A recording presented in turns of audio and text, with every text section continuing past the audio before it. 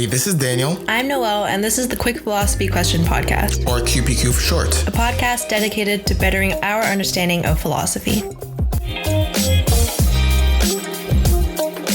Hi guys, today we're going to be covering social media and answering questions like what should social media be, what should it avoid, and we're going to get into the topics of freedom of speech and the philosophy of freedom, as well as the philosophy of truth and how much it matters. Yeah. Do you have anything you'd like to add, Daniel? Not necessarily. That was a really good intro. Let's get right into it then. Sure. I think that this is a good position for me to go first and try and explain what the philosophy behind truth is. Cool. Okay. So, like with a lot of things in philosophy, truth is very contested about what it actually means for something to be truthful. Because truth is usually based upon a fact or usually based upon something that we observe in the world, right? But the thing is that we also have different systems, such as morality, that don't necessarily have to be defined by something in the world, right? And there's so many things that don't necessarily require a world, like mathematics and other sciences, yet we still call things true in those systems. So there was a lot of philosophers over the time, such as Bertrand Russell and others, that tried to discuss what truth is. So the main theories behind truth all believe that truth has a specific nature behind it, and these are called inflationist theories.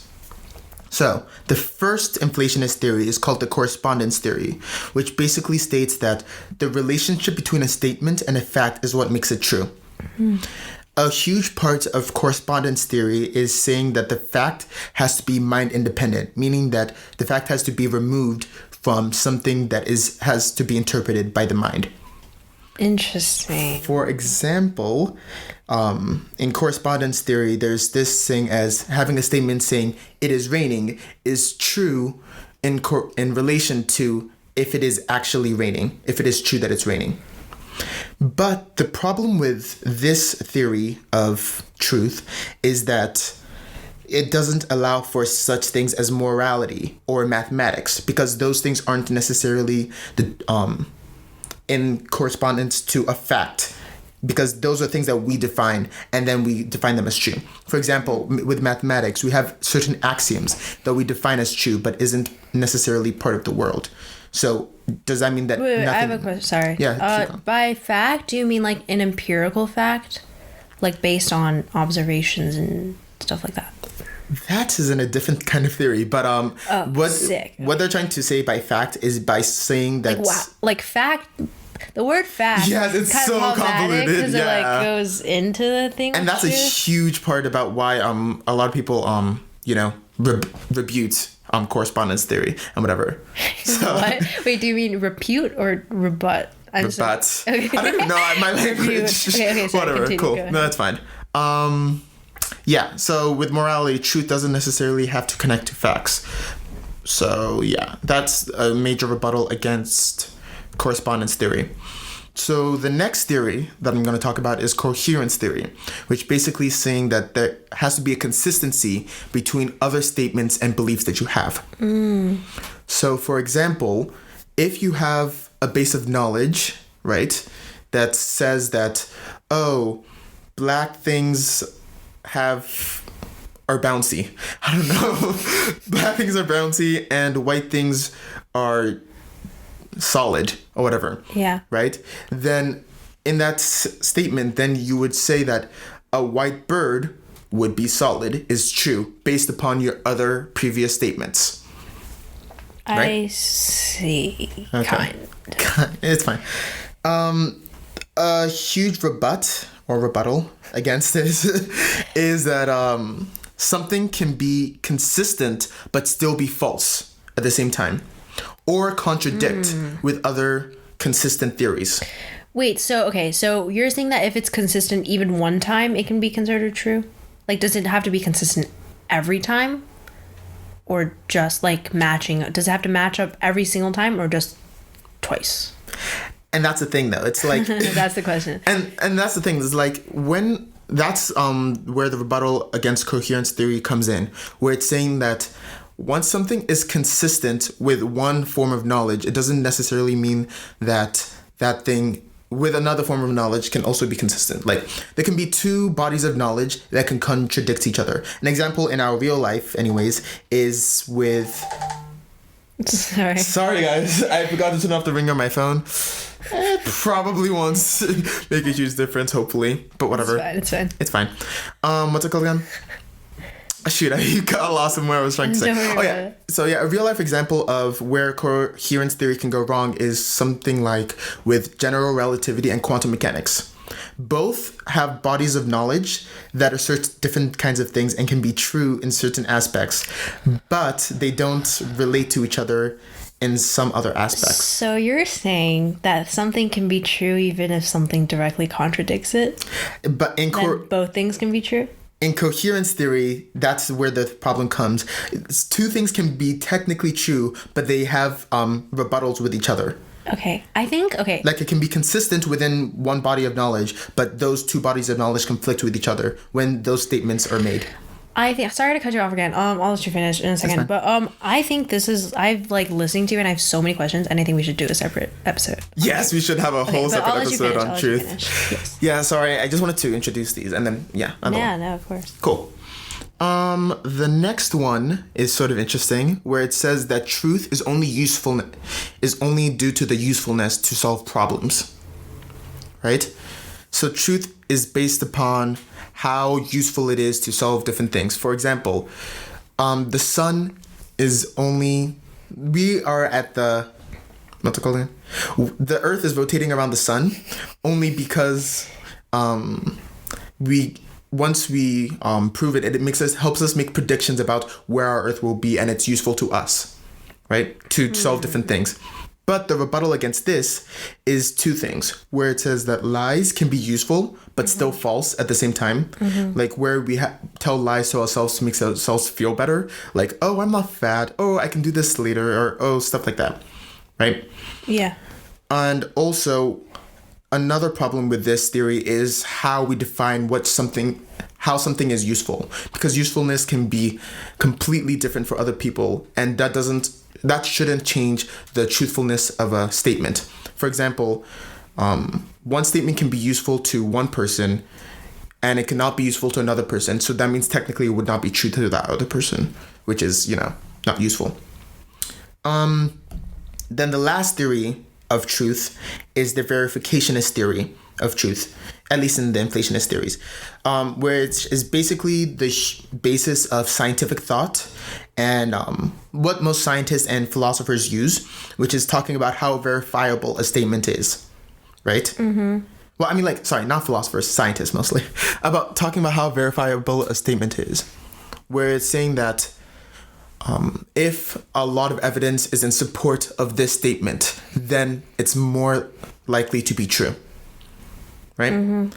So the problem with that, anyways, even though that's what we use for most scientific thought, is talking about how you verify something. What does it mean to verify something? And how much evidence is necessary to make it a true statement? Because right now, all of our theories on science and whatever and stuff like that is based upon an inductionist format where we have a bunch of data that supports a hypothesis that we conclude as true until data contradicts that theory in some sense. So that's the leading theory, at least in science and whatnot, for verification. And the same thing sort of goes with moral verification.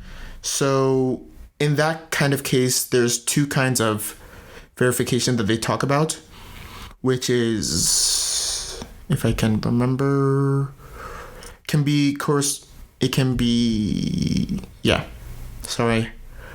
okay. It can be verifiable sentences, not necessarily just to other stuff. So it can be verifiable in the sense of a virtue or an ethic, like in comparative to your moral theory, whatever moral theory that you use, or it can be verified in empirical data, like you were trying to mention before. Mm-hmm. to other stuff. So yeah, that's quickly what I wanted to mention. And sorry, quickly. I'm so sorry. And two last things that I didn't really want to go fully into because it wasn't really important. Well, I didn't feel it was important, but whatever. Is deflationist theories of truth, which basically say that truth doesn't have any inherent nature, and it's saying that X is true and X is basically the same thing, meaning that it's useless, meaning that defining something as true is not really useful, which I don't see as interesting. But yeah, sorry, keep going. I talked a lot. Yeah. Okay, that was really long. Super long. It I'm was so sorry. really fascinating. I have so many questions, but I'm only gonna ask one of them because it's the only one that's relevant. How does that relate to social media? How does that relate to social media? Yeah, it's just like draw the connections. Yeah. So the reason why that relates to social media is because it's really trying to get to the layer of what should be on a platform and what should not be on a platform, in the sense of, is truth important to how we communicate, because it makes us all understand something from a certain objective. You guys can't see me, but I'm using objective with air quotes. Objective standpoint of reality, and helps us come to better conclusions for that society. But if there is no one truth that we can define it as, then how is that useful to us? I see. So defining truth is important, even though most versions of truth usually are based upon other things. But yeah. Okay. That we definitely needed to do an episode on that. That was super in depth though. Okay. Yeah, I didn't even know. That was also really long, so I'm just gonna speed through mine kind of. Okay. Sorry. Yeah, don't worry about it. It was really cool. So freedom of speech. So freedom of speech has long been a well-defended and well-known principle, but it has been generally agreed upon that John Stuart Mill, who's a 19th century English philosopher, developed the idea upon another one of his principles called the harm principle. And what the harm principle, the harm principle basically says is that the only time an action should be limited or stopped is when it is about to cause harm to another individual.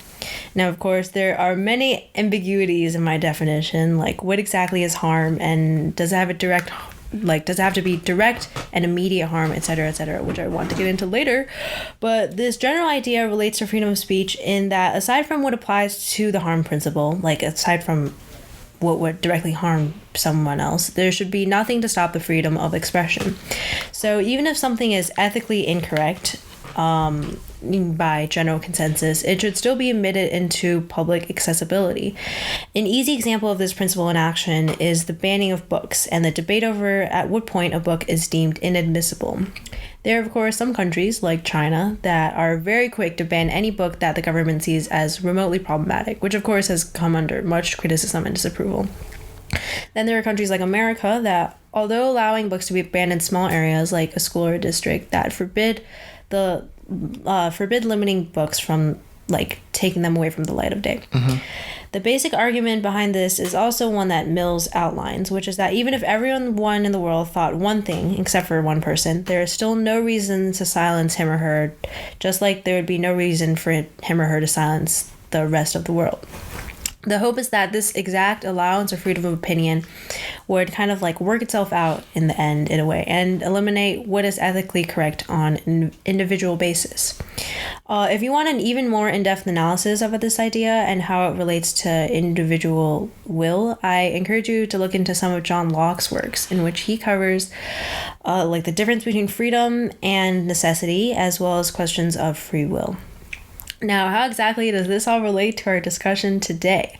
Well, one of the biggest controversies regarding social media is how much we should allow freedom of speech, and at what point social media platforms owe it to their audience to silence a voice.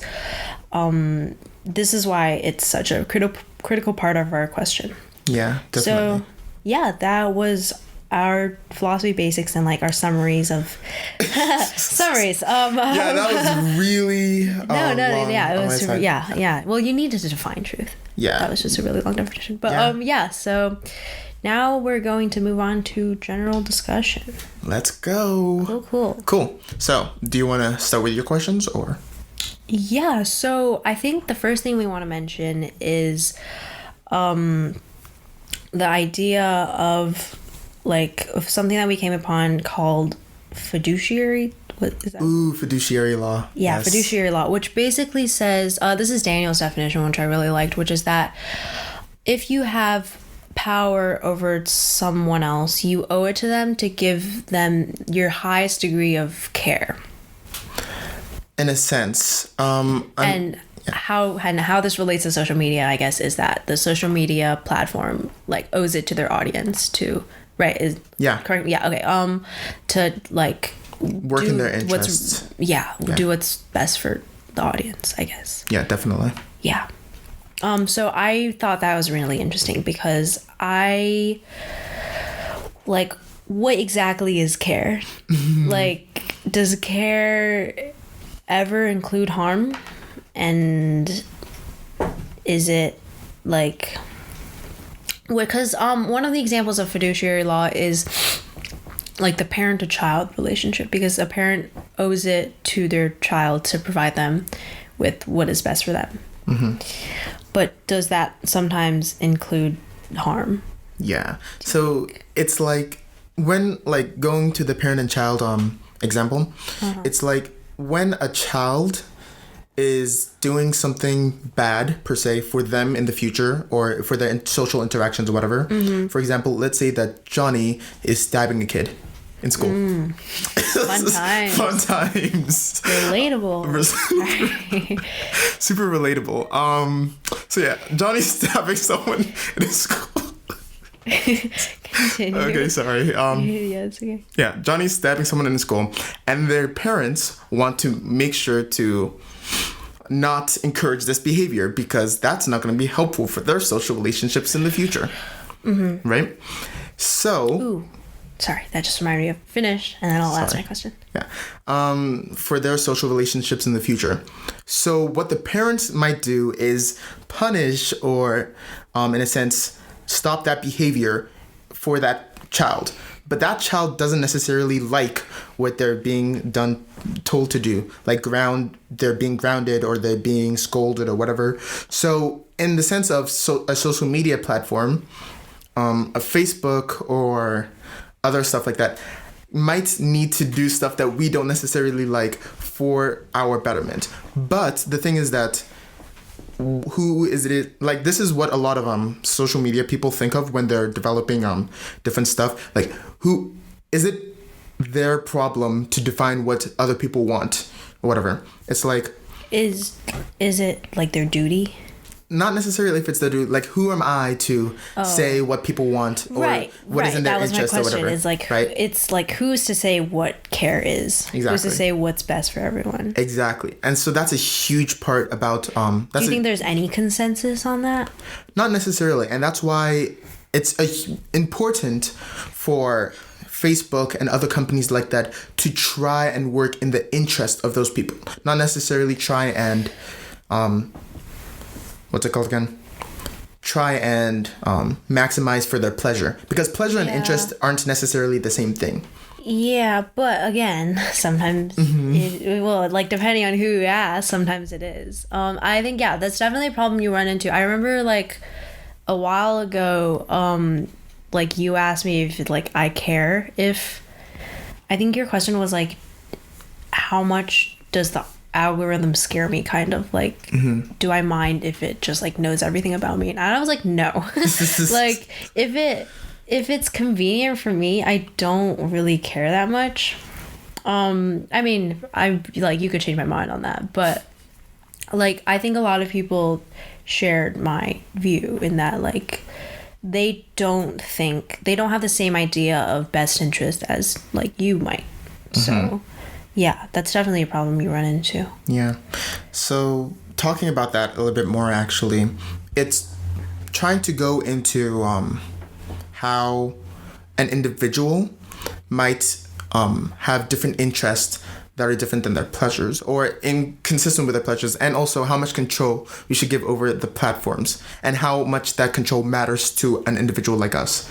Like, if the control that we give over to the platforms or whatever increases the value of the product that we get, why should we care, right? So that's exactly why people don't really care as much about the privacy as data as they could be. right? Or how many people don't actually think about that? Yeah. So what an interesting thing that brings up is talking about what is the interest of that person, right?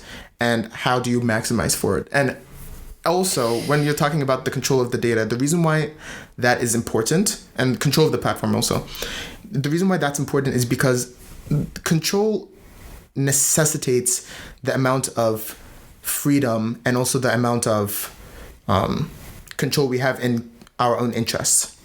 Wait, control necessitates. Oh, yeah, okay. Well, I guess not necessarily. I also had a question. So would you say then that like the maximizing of interest could be on an individual basis? Exactly. Yeah, that's exactly. Sorry. Yeah. Exactly. Yeah. That's what I was trying to get at when I was trying to say maximize interest, because my interest is definitely going to be different than your interest or my mom's interest. But what if they're directly contradictory? Like this kind of goes into like the truth thing. Like, does there have to be one universal interest? No. Well. Really? Are you sure about that? Okay. Wait. In the development of the platform, there probably has to be some form of interest if it's a centralized platform. If it's a decentralized platform, Could you define that? Oh, yeah, sorry. Centralization basically is saying that the control of decisions is made by one entity or one company in this case, right? Whilst decentralization is where there's multiple decisions happening at smaller levels that emerge into a direction that the whole platform takes. Yeah. So with centralization, there comes a form that has to be some form of interest when you're trying to develop the platform. Right. But with decentralized platforms, things can naturally emerge from them. They can conflict at some times, but it doesn't.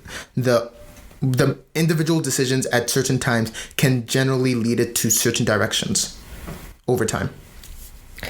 I see. Okay. Let's kind of try and answer the second part of our question today, which was like, what should social media platforms avoid doing? Exactly. And that actually ties in really well with a question that I wanted to ask, which is, what would ethical ads look like? Or is there such thing as ethical ads? Like, is it... Give an example. Like, for example, a lot of people right now consider ads to be invasive. They consider ads to be annoying. Well, they're not wrong. What's it called again? They consider ads to violate something from them. But my question to our audience and to myself, because I've been thinking about this, is what would ethical ads look like? Or is there such thing as ethical ads? So ads that no one would mind? Not necessarily that no one would mind, but what is the ethics of advertisements? Like, how should we define the ethics of advertisements? I see. Okay. And do you think social media is like directly correlated to advertisement? Like, do you think it's like in a way controlled by advertisements or advertisements by social media? Well, I'd say that it's sort of like a give and take relationship with social media platforms and advertisers, because in the sense that social media has the benefit of trying to maximize their profit. Oh, this is from The Social Dilemma, by the way. No insight from me. So social media has the platform where they have to maximize their profit. And the way that they gain their profit is by affecting our human behavior, by changing our human behavior. I forgot about The Social Dilemma. We have to bring that up a lot. Yeah, Social Dilemma. That was amazing. That was such a cool show. Like, it helped me form a lot of my thoughts on thinking on social media. Yeah. Go watch it. Right now. Yeah. Actually, no. Finish the episode and then go watch it. Yeah. Shameless. Yeah, sorry. I completely distracted from like your question, which was what would ethical advertisements look like? Yeah. That's really interesting. Well, first you have to define what ethics you're going by. True. And it's like, in this scenario, I believe that when you are trying to define ethical ads, something that should be thought about is the autonomy of the user to decide the kind of content that they see. That goes into philosophy of economy. The philosophy of the economy. I'm so sorry. Yeah, this is diverging a lot, but it's cool. No, of course. Yeah. So yeah. Yeah. Well, are there any ads that would maintain the autonomy of the user while still acting in the advertisement's own interest? Probably not. I mean, like, that's the whole point of like trying to convince someone to do something. Yeah. Right? Like the point of advertisements are like trying to control our behavior in certain ways. So you're saying like they have to like not make it like sneaky kind of. Exactly. Meaning that we have to be able to define how, like, the kinds of ads that we get to see instead of them just being put in front of us by So you're saying you should be able to pick your own ads, kind of. And like not exactly, but like you should be able to choose what ads the kinds of ads that you see. But that's kind of controversial too, because are you really acting in? Do you really have autonomy? Mm-hmm. Or, I mean, yeah. Okay. Yeah. We're not going into free will during this podcast, guys. Yeah. Okay. That's really interesting. Sorry to cut you off. We have fine. A couple minutes left, and I wanted to get into my part of what social media shouldn't do, which is like gets into freedom of speech. At what point should a social media platform silence a voice? Mm-hmm. And what is silence? Like an interesting thing that I found online, I think it was. Sorry. Yeah. Mm-hmm. Sorry. An interesting thing that I found online through like a podcast that Tristan Harris was talking through or whatever. Mm-hmm.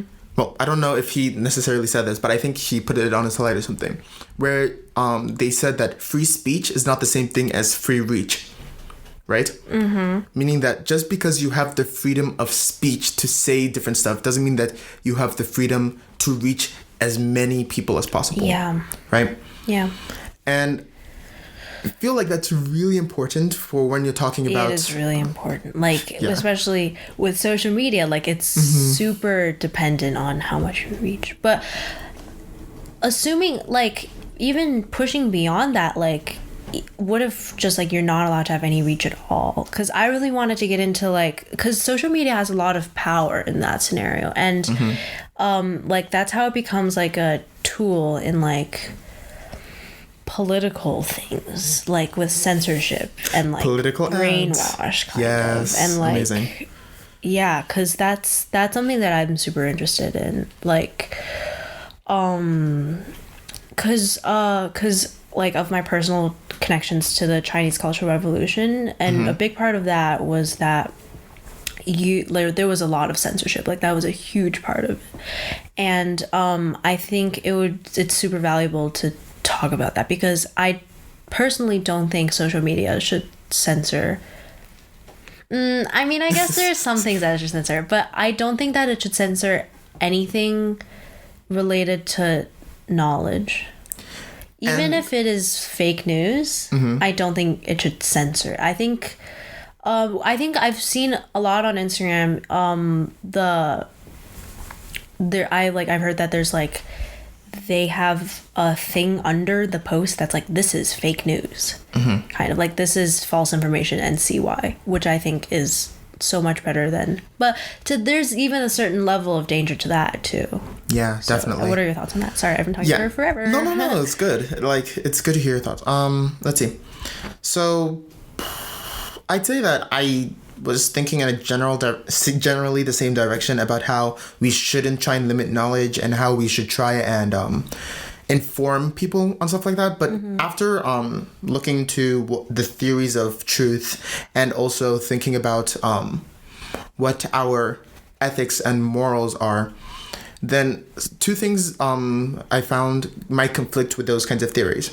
It's well with that kind of thinking, it's like, for saying that, oh, this is fake news or this is biased or whatever, right? In those kinds of areas, how do you define what is fake? Yeah, what like is what is truth? what is truth and whatever. I mean, I think there are certain scenarios. Yeah, there's certain scenarios that are based upon like little facts and whatever. I saw someone that like made up, like they were taking advantage of, they just made a post that said like Trump is good. Trump is and then good. they had to put the fake news thing under it. But yeah. Yeah. Sorry, were you gonna say anything else? Yeah, I was also gonna talk about well, not talk. I was just gonna mention about what was that thing called again? So I said that what is truth, and also, how do we define when to censor something? Right, And, because there are certain things you have to, which goes into the harm principle. We're over time, but it's fine. Harm principle, over time. Because the harm principle is like when, at least the like one interpretation of it is when something is about to cause direct harm to someone, you have to take it away. But I mean, there are people that would argue against that. As you know, as like radical as it sounds. Like some people are like hardcore freedom of speech people. Yeah. Like they should, like whatever it is, you have to keep it up. Cause like one argument is like you have to keep it up so that people know what's bad. Cause if you have everything up that's, you know, quote unquote good, then how are people gonna know what's bad? Yeah. I think I talked about this. Well, the harm principle, where it's talking about harm to society. Yeah, it doesn't have to be an individual. It could also be a society. Yeah. I think I talked about this a little bit in an article that I wrote some time ago about Should link it. Yeah, I should. Well, we should anyway. Sorry. What's it called? About how it can harm society, and how false or ideas that are based upon valuing one value more than another, like because everyone can have their own priorities and other stuff like that, are bad for society because they harm it in the long run, because ideas are not useful and it's impossible to change someone's desire, or false beliefs usually lead to unusable ideas. Aesthetics, yes, we can get into that. That's an interesting one that I'm thinking about, like aesthetics and beauty. We have to do one on that. We definitely should. Love that. What's it called? Less time to develop solutions and whether people should believe them or not. But yeah, you can read about it later. I will do that. Okay, cool. Any thoughts to wrap this episode up? I don't know. Be safe on social media, kids. Be safe, guys. Don't do suicide. Don't get manipulated by social media, I think, if you should take anything from this episode. Yeah. Alrighty. See you guys next time we post an episode. Yeah. Cool. Bye-bye. Bye. Bye.